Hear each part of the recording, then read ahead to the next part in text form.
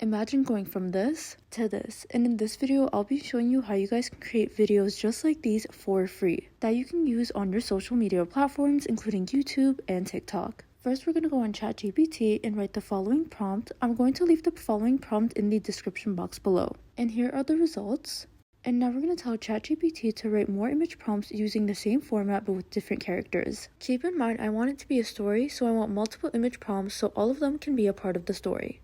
And we're just going to tell ChatGPT to make the image prompts shorter. Make the elements of the image prompts shorter but still have details. And now copy one of the image prompts. We're then going to go on Leonardo AI and then click on Create New, and then we're going to paste the image prompt that we created on ChatGPT. And for the image dimensions, we're going to click on 16 by 19. And then we're going to click on Generate.